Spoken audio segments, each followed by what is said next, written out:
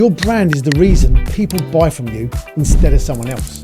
It's the feeling your product creates, the trust it carries, the story it tells. And when you expand internationally, there's a risk that nobody talks about. Not logistics, not tax, not cash flow. I've done all of those. The risk that your brand stops meaning what it meant. That the thing that made you work at home, the identity, the tone, the positioning, gets diluted, misread, or lost entirely in a new market. And when that happens, you don't just have an operational problem, you have an existential one. There's a supplements brand we worked with a few years ago. Built in the UK, strong identity, science-led. No nonsense, trusted by serious athletes. When they entered into the US, they kept everything the same. Same packaging, same tone of voice, same messaging hierarchy. They assumed the brand would travel, but it didn't. In the UK, their direct, functional communication style felt refreshingly honest in a market full of hype.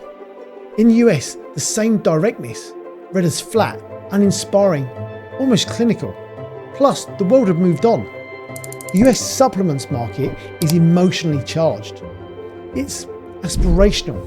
It sells transformation and identity. And their brand, which had been a point of difference at home, felt like a brand that didn't understand its customer. Sales were weak, but more importantly, perception was wrong. And perception once formed is hard to shift. Here's why this happens so consistently. Brand identity isn't just visual. It isn't just a logo, a color palette, or a font. Brand identity is meaning, and meaning is culturally constructed. The same words carry different weight in different languages and cultures. The same visual language reads differently in different contexts. The same price point signals different things in different markets. What feels premium in one market can feel inaccessible in another. What feels honest and direct in one culture can feel cold or unambitious in another. What signals heritage and credibility might mean nothing to a consumer who has no reference for that heritage. The brand you built was built for a specific audience, in a specific cultural context, with specific competitive surroundings. Change any of those variables and the same brand can land completely differently. This doesn't mean your brand is wrong. It means brand identity is not a fixed thing that travels unchanged across borders. It's a dynamic thing that has to be actively managed in every market you enter. There are three distinct patterns we see when brand identity fails in new markets. Pattern 1, the brand loses meaning. This is what happened with the supplements brand. The positioning was built around a specific cultural insight. UK consumers who were skeptical of overblown fitness marketing. That insight was real and sharp at home, but it didn't exist in the same form in the US. The cultural backdrop was different. The competitive landscape was different, and the positioning landed in a void almost. The brand hadn't done anything wrong, but it hadn't done the work to understand what would resonate in the new context. Pattern 2, the brand gets diluted by operational decisions. This is more subtle, but just as damaging. A brand enters a new market and to make the economics work, lists on Amazon. To compete on Amazon, they reduce price. To reduce price, they change the product slightly. Smaller sizes, simplified packaging. None of these decisions feel like brand decisions. They feel like commercial decisions, but they are brand decisions because every customer touchpoint communicates something about who you are. And if those touchpoints signal cheaper, simpler, more accessible, that's the brand you've built in that market, regardless of what your brand book says. Pattern 3, the brand fragments across markets. As you expand into multiple markets, different teams make different local adaptations, different tone of voice on German social media, different visual treatment on the US website, different brand claim in the Middle East to suit local regulatory requirements. Individually, each decision is reasonable. Collectively, they create a brand that doesn't look or feel like one thing. And when a customer encounters your brand in multiple contexts, or when a potential retailer buyer looks at your international presence, the inconsistency creates doubt. Investors see it the same way. Brands that feel fragmented don't feel trustworthy, and trust is the only thing your brand is actually selling. So, how do you protect your brand identity while adapting intelligently for new markets? The answer is a two-layer model, and getting this clear before you expand is one of the most valuable things you can do. Layer 1, the fixed core. This is what never changes regardless of market. It's the foundation of the brand.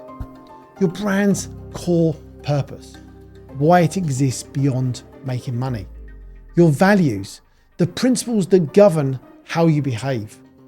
Your quality signals, what makes your product genuinely different. Your visual identity fundamentals, logo, primary color palette, typography. This layer is non-negotiable. It doesn't bend for convenience, for commercial pressure, or for local preference. If it bends, the brand starts to fragment. Layer 2, the adaptive surface. This is what changes intelligently based on market context. Tone of voice, the directness, the warmth, formality, the emotional temperature of how you communicate. Messaging hierarchy. Which product benefits lead, which are secondary? Channel approach. How the brand presents itself on different platforms in different markets. Visual application. How the core identity is applied in ways that feel native to a market without departing from the fundamentals. Campaign themes. What stories you tell, what cultural references you use, what emotional triggers you activate. The discipline is knowing the boundary, what lives in layer 1 and what lives in layer 2. When teams know that boundary clearly, local adaptation becomes an asset. It makes the brand feel more relevant without making it feel incoherent. When teams don't know the boundary, adaptation becomes fragmented. And fragmentation is brand damage. Back to the UK supplements brand in the US. Once they understood the problem, the fix wasn't as complicated as they feared. They didn't need to rebuild the brand, they needed to translate it. The core remained science-led, uncompromising, built for serious athletes. That was real and defensible, and actually resonated well with a segment of the US market. But the adaptive surface needed to change. The tone shifted from functional to aspirational functional. The messaging still led with science, but it wrapped it in the transformation narrative the US consumers respond to. Backed by science, built for performance, rather than just the clinical product description. The visual treatment was elevated. Photography that felt more cinematic, more American in its scale and energy, while retaining the clean, credible aesthetics of the core brand. They partnered with 3 US athletes whose audiences indexed high for their target customer. Not the biggest names, but deeply credible with the serious athletic community. Within 2 quarters, perception had shifted. The brand felt like it belonged in the US market. Revenue flowed. The product hadn't changed, the core brand hadn't changed, but the way it spoke to a different cultural context had. And that was enough. Here's a practical process to run before you enter any new market. Step 1, define your fixed core explicitly. Write it down, share it with the team, make sure everyone knows what is non-negotiable.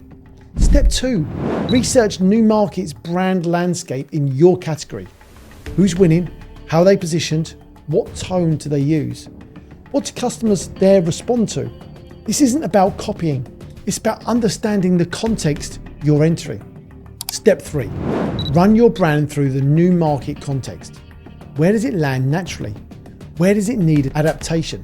What cultural references need to change? What emotional register needs to shift? Step 4, build a market-specific brand belief. Not a new brand strategy, a single document. that defines how your core identity expresses itself in this specific market. Tone, messaging, hierarchy. Do's and don'ts, examples. Step 5, brief every supplier, agency, internal team member working on that market from the same document.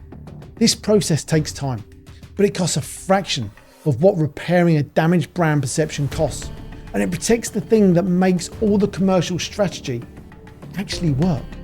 Your brand is your most valuable international asset, not your product, not your logistics network, not your marketing budget. Your brand, the meaning people attach to your name, is what makes someone choose you over every other option in a market where they don't know you yet.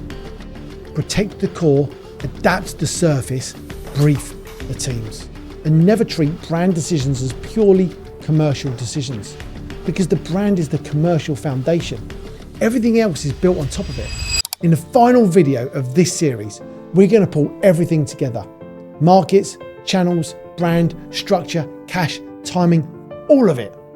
Because after 10 videos, you have everything you need to expand intelligently. There's one thing I want to share.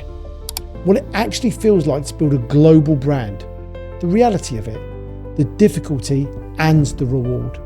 And what separates the founders who get there from the ones who don't. That's the final video, and I think it's the most important one in the series.